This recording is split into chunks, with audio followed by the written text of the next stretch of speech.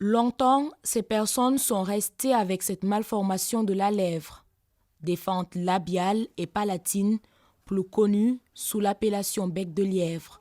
Longtemps, la vie n'a pas souri à ces personnes. Stigmatisation, préjugés, moqueries, elles ont su néanmoins maintenir le cap jusqu'à ce jour tant attendu, le début d'une nouvelle vie. Juste 45 minutes passées dans le bloc opératoire et les voici avec une anatomie faciale entièrement transformée.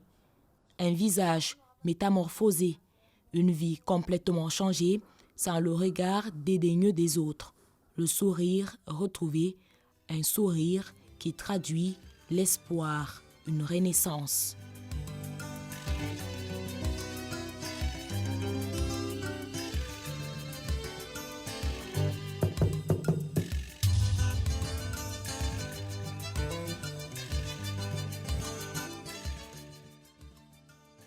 Selon le dernier recensement effectué en 2005, la région du Nord Cameroun connaît un taux de croissance démographique qui avoisine le niveau national, soit 2,6%. Parmi les naissances enregistrées ici, il y a malheureusement des enfants qui viennent au monde avec des malformations de la lèvre appelées fentes labiales et palatines, mais plus connues sous le nom de bec de lièvre. Pourtant, même si plusieurs cas de bec de lièvre sont enregistrés ici, la maladie n'est toujours pas bien connue du grand public. Je ne connais pas ça. Bon, souvent il y a certaines personnes qui sont nées avec ça. Hein? D'autres font la négligence. Au lieu d'amener l'enfant étant né rapidement avec ça, là, il faut amener à l'hôpital. Mais certaines négligent ça. Ils gardent l'enfant jusqu'à l'enfant devient grand et commence déjà à sentir que la boule ça fait de l'autre côté. Et ça laisse l'espace. C'est tard. Moi, je n'ai jamais entendu parler de cette maladie. Je ne sais pas comment ça se manifeste. Bon, comment cette maladie est. Peut-être il y a ça dans ma famille, je ne sais pas. J'ai l'habitude de voir ça à travers la télé. Bon. Et quand je vois ça, ça m'attriste un peu parce que c'est un constat. Je vois qu'ils sont rejetés par la société. On ne les considère pas comme des êtres humains. J'ai déjà entendu parler du bec des lièvres. Ce sont les enfants qui naissent avec dans la bouche un peu fendue et les dents sont dehors. La vie avec une fente labiale ou palatine n'est donc pas aisée. Les personnes souffrant de cette anormalie vivent un calvaire. Difficulté pour s'alimenter, difficulté pour parler, et le comble, c'est la stigmatisation, le regard des autres. Mon bébé souffre car tout ce qu'elle mange ressort. Et c'est depuis qu'on cherche à résoudre le problème. Quand j'avais eu cet enfant, elle avait quand même beaucoup de difficultés avec les enfants. Ses camarades se moquaient d'elle. On n'a pas rejeté notre enfant. On se cachait avec notre bébé. Ils ne mangeaient même pas ensemble avec lui, ni boire de l'eau. On était mécontents de cette malformation. Dès qu'on a un enfant qui naît avec le bec de lièvre, c'est la honte. On n'a même pas tendance, on cache toujours cet enfant-là parce qu'on a honte de quand dirait-on. Celui qui a le bec de lièvre, vous ne pouvez pas boire ensemble, manger même ensemble, dormir même ensemble. Certains disent que par l'ignorance, ils disent que ça peut contaminer. Or, ceux qui ont le bec de lièvre ne contaminent pas. C'est comme ceux qui ont le sida. Au dire des malades, le plus dur n'est pas d'être né différent, mais d'être traité différemment. Dieu t'a créé selon sa convenance. Les uns se moquent de ton handicap, d'autres respectent la volonté et demandent quoi faire pour te venir en aide. Heureusement, depuis plusieurs années, l'hôpital régional de Garoua, avec l'appui des ONG, est devenu un centre de prise en charge de cette maladie congénitale.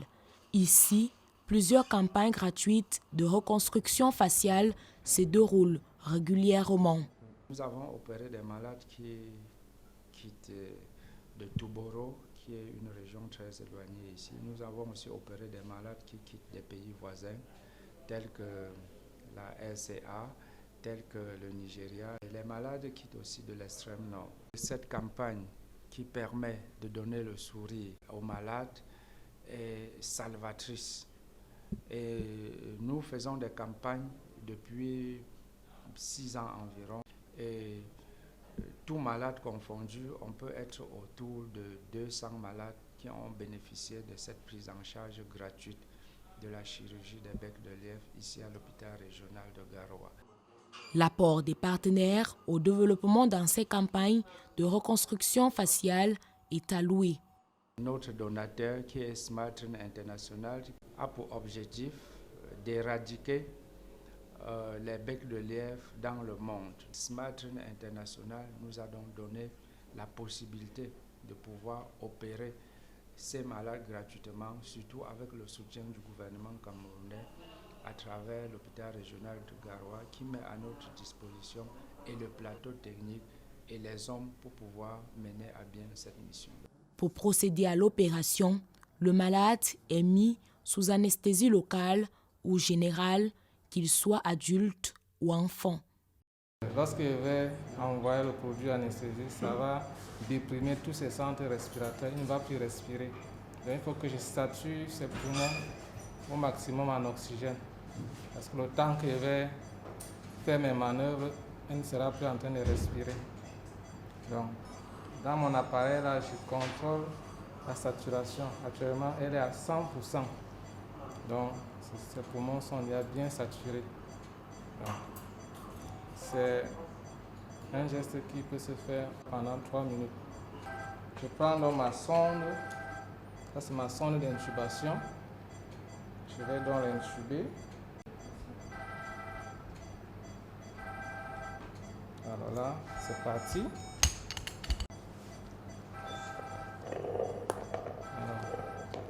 Vous voyez là que j'ai eu l'accès aux voies respiratoires et on est en train de respirer.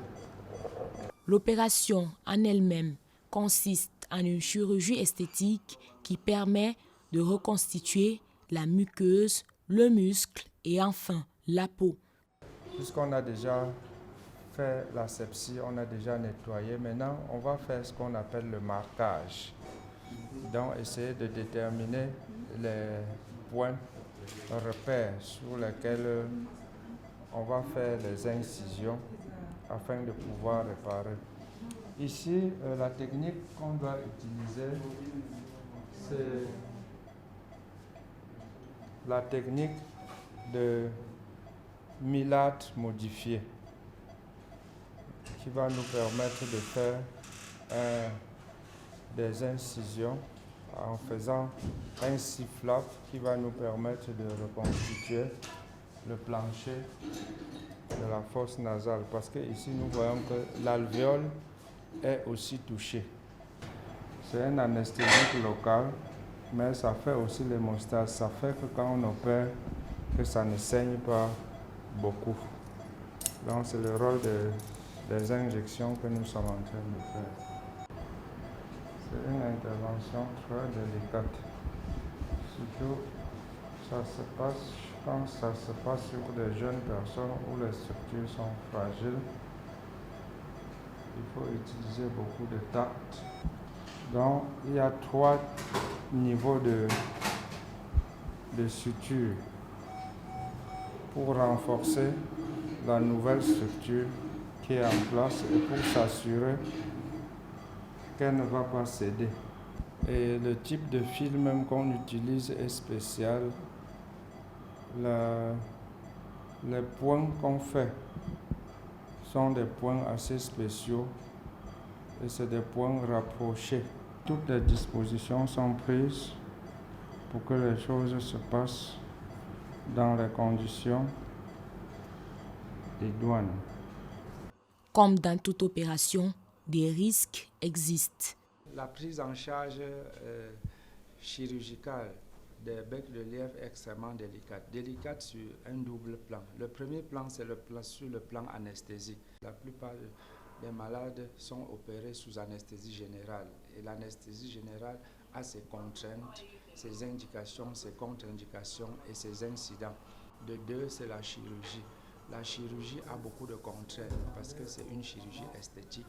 Il faut donc restaurer l'anatomie de la face. Donc il y a toute une technicité à maîtriser et les contraintes tant sur le plan technique que sur le plan matériel.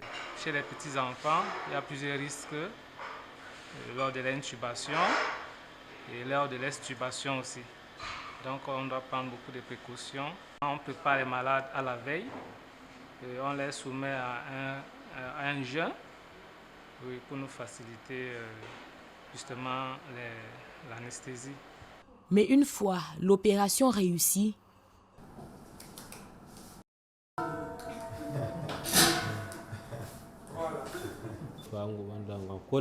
grâce à cette opération, j'ai retrouvé le sourire et même 10 millions ne pourra pas remplacer ce sourire que je viens de retrouver. En général, l'opération dure 45 minutes environ. À la fin, le patient retrouve un visage uniforme couronné d'un sourire attendrissant, un sourire inespéré qui marque le début d'une nouvelle vie. Mon bébé bien réparé, bien belle. J'étais très content. La maman aussi est très contente. Quand le bébé est déjà réparé, la beauté est là. Elle est devenue comme les autres aussi.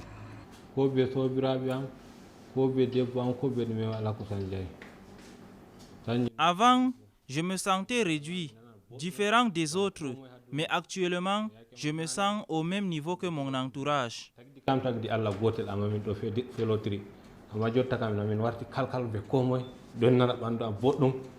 Au-delà de la joie et du sourire retrouvés par les malades, il y a surtout la satisfaction morale de l'équipe médicale.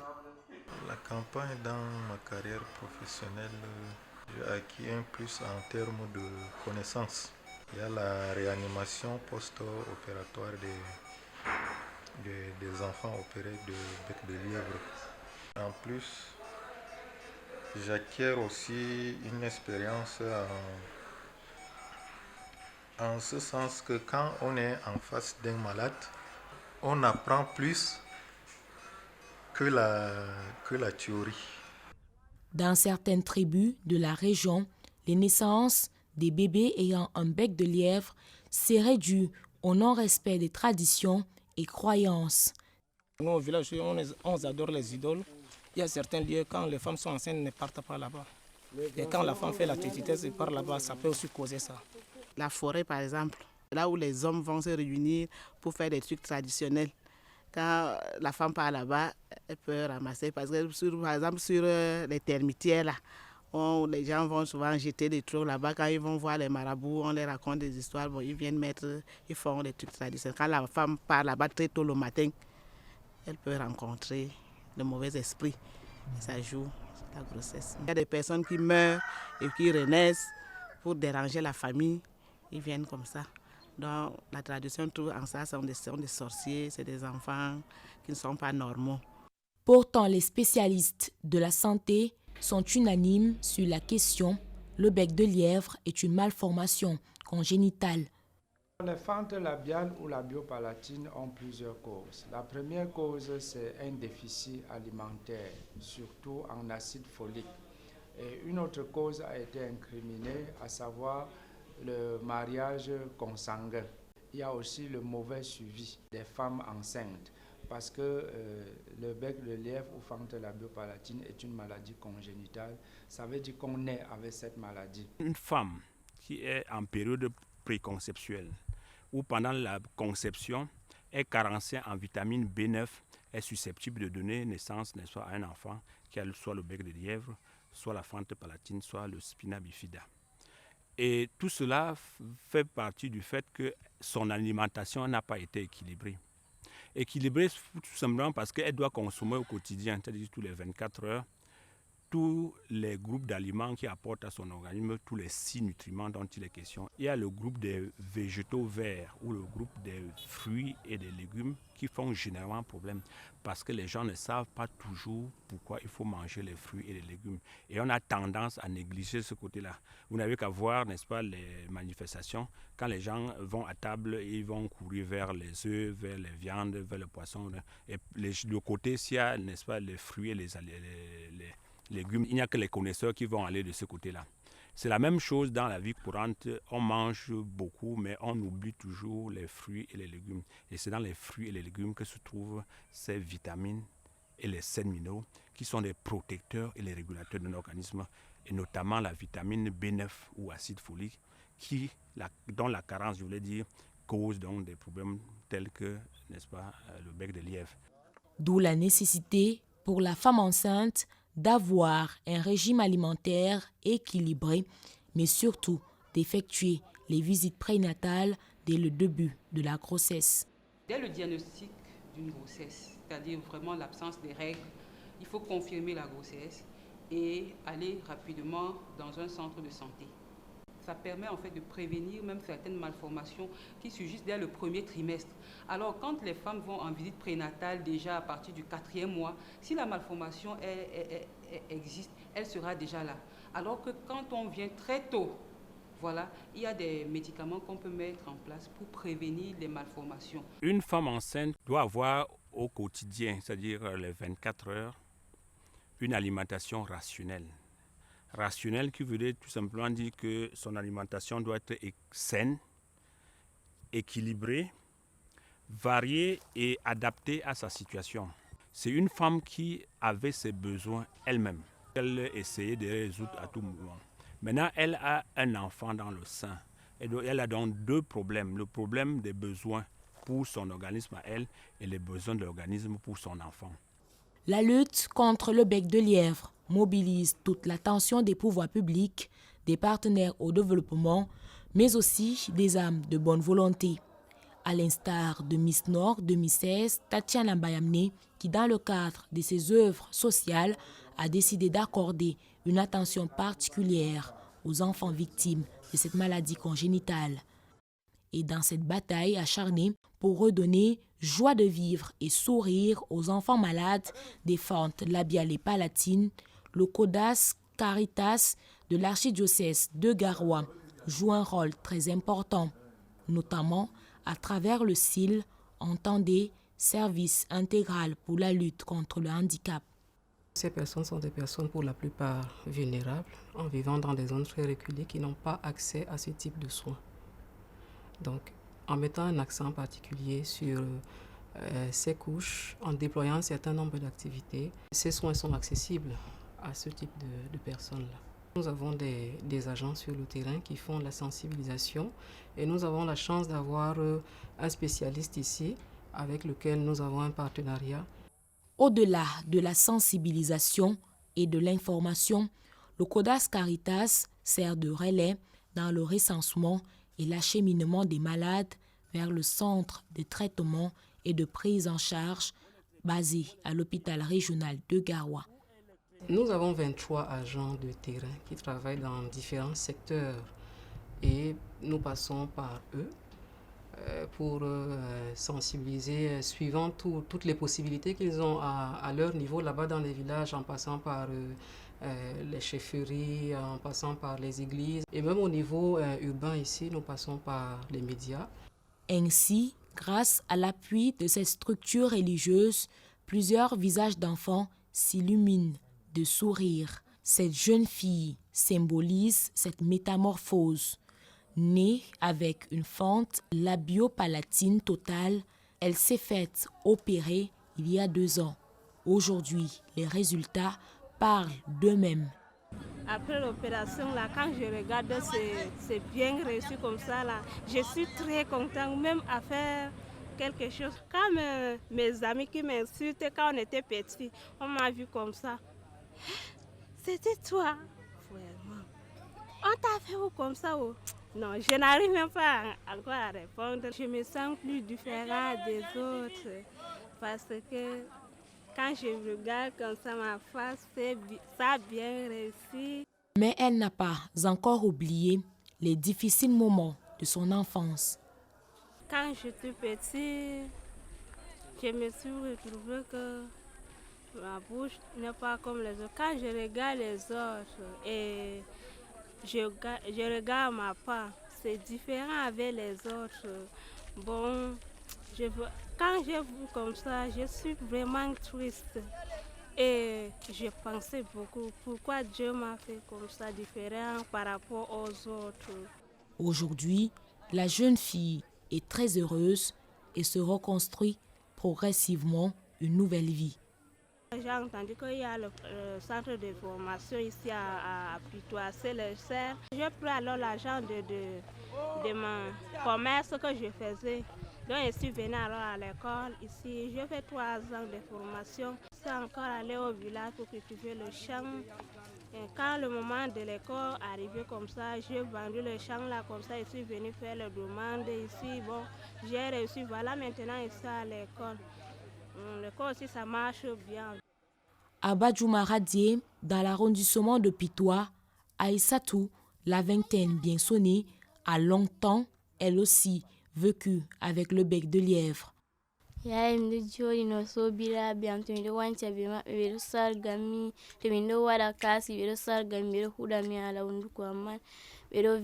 Auparavant, mes amis se moquaient de moi, disant que ma bouche est fendue et que je n'avais rien à dire. Même ma maman m'a rejetée dès ma naissance. La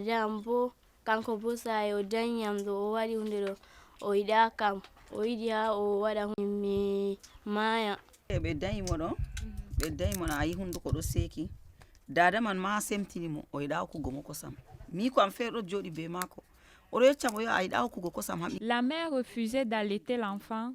Elle a même quitté le foyer en disant que ce n'est pas un bébé normal. Quant au père, il a dit que c'était la volonté de Dieu. Il n'avait aucun effort à fournir. Peu importe l'homme qui aimerait cette fille, l'épousera avec son handicap. D'ailleurs, ce n'est pas l'unique enfant.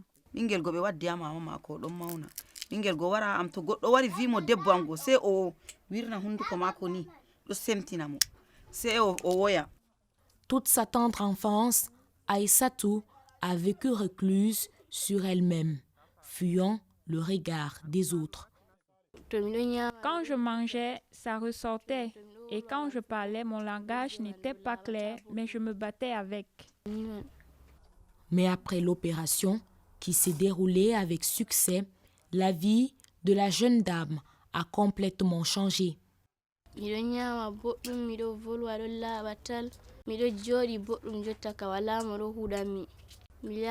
Maintenant, tout va pour le mieux. Plus de moqueries et les hommes passent le temps à m'apprécier et à me compter fleurettes.